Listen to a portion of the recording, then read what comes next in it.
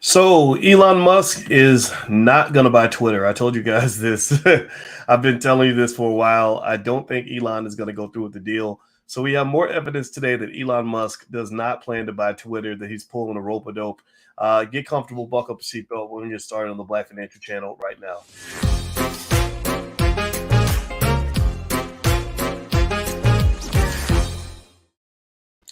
Good morning, everybody. Welcome to the Black Financial Channel. That's theblackfinancialchannel.com. My name is Dr. Boyce Watkins. I'm your friendly neighborhood finance professor. On the Black Financial Channel, we talk about Black wealth and Black economics every single day, sometimes as much as 10 times a day, under one condition. The condition is that we are Black first. Black first means we put our community at the top of our priority list. Black first means we educate our kids. Black first means we prepare our children for the future.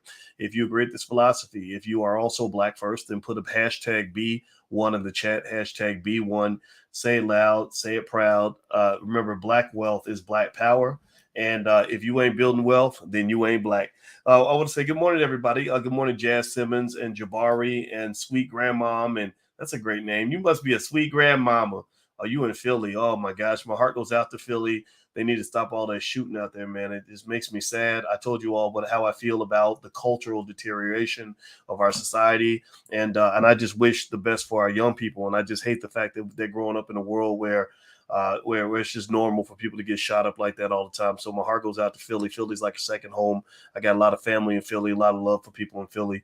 And I just want to make sure I say that. So anyway, let's jump into this conversation today, though. What was on my mind? Well, I was thinking about Elon Musk, and I read a story today where basically Elon Musk is going to war with Twitter again over this deal where he's supposed to acquire Twitter for the price of $54.20 per share. Now, if you notice, Twitter ain't trading nowhere near $54 a share.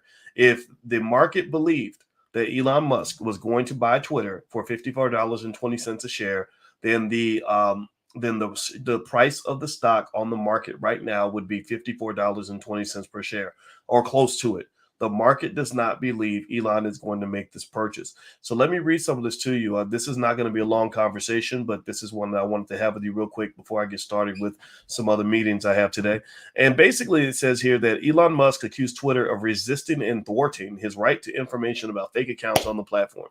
In a letter to Twitter, a lawyer from Musk called it a clear material breach of the terms of their merger agreement. Musk reserves the right not to complete the deal, the lawyer wrote. And they said here that, they said Mr. Musk reserves all rights resulting therefrom, including his right not to consummate the transaction. So he's saying, like, we have a right not to do this. And his right to terminate the merger agreement, the letter signed by Skadden attorney Mike Ringler. Now Skadden, I've heard about that law firm. I had a real smart friend who became the president of the National Black Law Student Association. And I think she took her first job as Skadden. It's one of those big law firms that don't really hire a lot of Black people, but she's Black and she got hired by them because she's really smart and they paid her a lot of money. And they have hundreds and hundreds and hundreds of overpriced attorneys that are designed to do stuff like this. So he's pretty serious. He's hired a good law firm and they're going in there and they're doing their thing. And so they said that Musk wrote on Twitter last month that his $44 billion purchase of the company would not move forward until he had more information about the number of fake accounts on the service. Some analysts interpreted the move as a negotiation tactic for a lower price. He said his team would do a random sampling to calculate the number of fake accounts, but Twitter CEO later explained that non-public information would be necessary to get an accurate count. Twitter executives told staff there's, quote, no such thing as putting the deal on hold, as Musk claimed, according to a report in Bloomberg. In Monday's letter, Musk's lawyers wrote that the merger agreement requires Twitter to provide the data Musk requested and disputed the company's alleged claim that it is only required to provide information for the limited purpose of helping to close the transaction. All right. So what's really interesting to me, though, is that, as smart as Elon Musk is, why didn't you talk about all this before you went out and made this big offer for this company anyway? That's the part that's a little bit confusing to me. I mean, it would seem to me, because everybody's known that Twitter's been full of bots for years. You don't have to be a social media expert to know that the bots are everywhere. Some of y'all watching me on Instagram, I have a 340,000 or something Instagram followers. My Instagram is The Real Boyce Watkins if you want to be one of my real life followers. And I make no assumptions about the fact that probably 30% of those followers are fake. I bet 90 to 100,000 people that follow me on Instagram are fake. I bet about 30-40% of my Twitter followers are fake. This is a real thing. This is something that Musk knew before he wrote a letter to Twitter saying, I'm going to give you $44 billion for this company. So what has changed since Elon Musk made this offer? Well, what's really changed is the whole world has changed. The whole economy has changed. Remember, at the time Musk made this offer and stepped out in this bold fashion that he did, we didn't, the market hadn't really, the pop and the crash in the market hadn't really taken place yet. The market really hadn't started just kind of going south. Since that time, there's been a lot of bad economic news that has hit the world, which has led Musk, which has really reshaped his entire wealth disposition. His collateral, which was pretty much his Tesla stock, that's in jeopardy. His shareholders are nervous and antsy, wondering if he's getting too distracted. The politics have emerged, right? Remember, Elon Musk is under some investigation about a lady. I think she said he grabbed her butt or something. I don't know. I guess if a billionaire grabs your booty, you can get paid for that. And so now you've kind of got all these extra dynamics in there that, in my view, make Elon Musk not want to make this deal. Now, and I think that all this conversation about bots is just designed to kind of give him an out, to give him an excuse, like dating somebody that doesn't really want to be with you anymore, but they complain about so many different things that eventually you have to leave because literally they don't even like the way you eat ice cream anymore, because really they just want to go anyway. They're just trying to make you the bad guy, right? You know what I'm talking about? Some of y'all have been through that. And so now what's the only thing I could think of here, though, is that a play Elon Musk could be making is one of twofold. Either one, he's trying to negotiate a lower price, which they mentioned before. He could be doing that. That's a possibility. That's not out of the question. It would be about the most rational, logical thing that a person could do. Why would you pay $54 a share for a company that's trading at 36 or 37? That's crazy. You're throwing money away.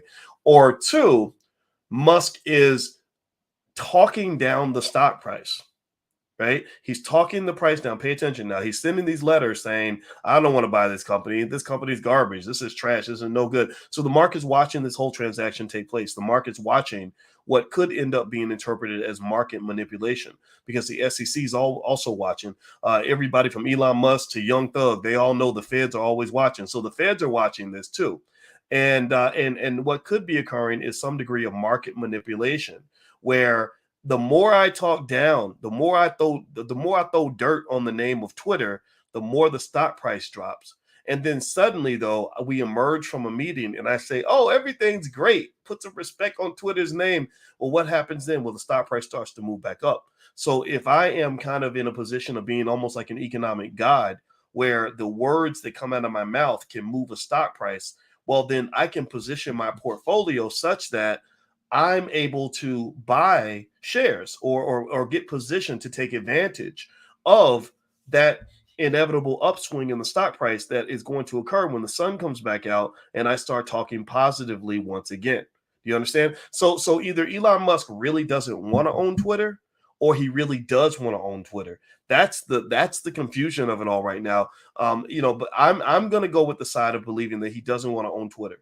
I think that this would be too much of a weight for him to carry. I don't think he's ready for it. He's even fighting with his own supporters, talking to his own shareholders, saying, look, this is not taking much of my time, I promise. No. The shareholders control that company. And remember, Elon Musk, as rich as he is, he's not in the stable position that you think. A couple things go wrong, this guy could be declaring bankruptcy. We talked about that before. Just a year ago, he was this close to being forced into bankruptcy by the Securities and Exchange Commission. And again, the feds are always watching. They're still watching this. They're watching this all very closely. So I'm curious to see how this plays out for Elon. I think it was a bad move from the jump for him to try to even talk about acquiring Twitter, or if you're going to talk about it, do it. They say G's move in silence. So if you a G and you really about that life and you about trying to own Twitter, then just go buy the damn thing and own it and move forward. This idea of making the big blusterous announcement and then backpedaling away from the announcement because things get hard and things get confusing, or because you suddenly remember to ask about the bots, that just seems a little bit weird. And I think Elon Musk, in the last 2 months, 2 to 3 months, his stock as a human being has kind of gone down in the eyes of a lot of the American public. I think he's now seen as a very divisive, really a very, very wealthy troll. And and although I still like a lot of what Musk does, I think he's a smart guy. I love the idea of trying to go to Mars. I still think that some of his behavior is a little bit off track, and I wonder if that's going to be a distraction for his bigger objectives of trying to get into outer space. I see him as the space guy, and I personally don't think owning Twitter is a necessity for him. But then again, we'll see how this plays out. All right. So anyway, in general, the stock market is doing better today. Congratulations, you're making money. Just be ready, though. There are some numbers coming out this week on inflation. If those numbers are good, then you could see a rally. But a lot of experts expect those numbers to not be so great. And so ultimately, you could end up seeing some dips toward the end of the week. Right now, the Federal Reserve is trying to slow down inflation. If there's any indication that they might have a reason to slow down their slowdown, so to speak, meaning pull back on their reduction of the money supply, then you could end up seeing a rally as a result of that. But for the most part, we are in the dark. We're kind of in the woods, economically speaking. But the bright spots of the economy, though, are that companies are still able to make money somehow in this inflationary environment with all this chaos. Your companies are doing really well and making a lot of money. If that starts to kind of falter a little bit, then you might be in for a prolonged bear market. But there are so many opportunities out there. This is a great time to be an investor, and I encourage you to remain consistent. All right, guys. So, by the way, if you want to do a free trial on my stock market investing class, feel free to go to boycewatkins.com. I've also got lots of other free resources. We got financial workbooks for children if you want your kids to learn about wealth. And don't forget, the All Black National Convention happens October 28th through October 30th. It's going to be in Charlotte, North Carolina at the downtown Sheraton Hotel. We have a complete full kids track. So bring your whole family. We have a Black Millionaire of Tomorrow children's track where your child will walk out of there with more economic intelligence than most adults. I guarantee it. So we're going to make sure you learn, that you grow, that you connect, that your children learn, your children grow, and your children connect. So feel free to go to boycewatkins.com to learn more about that. All right, guys. Well, I'm out of here. I hope you guys have a wonderful day. God bless you. Love you. Thank you for listening. I'll talk to you soon. Take care. Peace.